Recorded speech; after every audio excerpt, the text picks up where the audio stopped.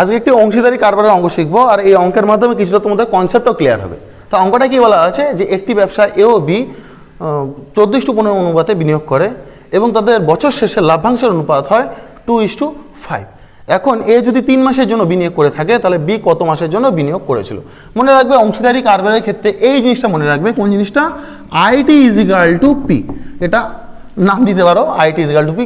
কিরকম, আই মানে হচ্ছে ইনভেস্টমেন্ট মানে বিনিয়োগ, বিনিয়োগের সাথে যদি সময় গুণ করা হয় মানে টাইম গুণ করা হয় তাহলে কি পাই আমরা, লাভ্যাংশের অনুপাত পাই।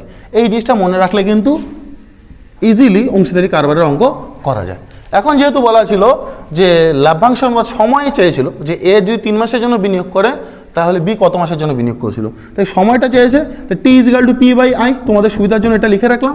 এখন দেখো তাদের বিনিয়োগের অনুপাত, এ ও বি এর বিনিয়োগের অনুপাত ছিল কত, আই। আই কত ছিল, বিনিয়োগের অনুপাত ছিল 14:15, লিখে নিলাম।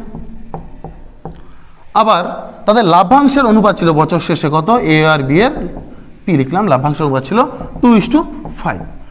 তা দেখতে পাচ্ছ যে টি মানে সময়ের হিসাবটা আনতে গেলে লাভ্যাংশ বাই ইনভেস্টমেন্ট এটা করতে হয়। তাই টি সমান সমান আমরা কি পাই, এ আর বি এর ক্ষেত্রে লাভ্যাংশের অনুপাত বাই হচ্ছে বিনিয়োগের অনুপাত। বিনিয়োগের অনুপাত কত ছিল, 14:15, বাই করে দিলাম।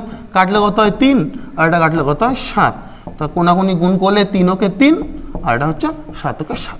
তাহলে এ আর বি এর সময়ের অনুপাত কত, 3:7। আর অঙ্কে বলাই ছিল যে এ 3 মাসের জন্য বিনিয়োগ করে, দেখো এখানে 3ই আছে তাই কোনো সমস্যা নেই, অর্থাৎ বি কনফার্ম আমরা বলতে পারি বি বিনিয়োগ করেছিল 7 মাসের জন্য। তা অঙ্কটা পছন্দ হলে আর যদি একটু কনসেপ্ট ক্লিয়ার হয় তাহলে অবশ্যই লাইক করো, লাইক করার সাথে সাথে শেয়ারও করে দিও।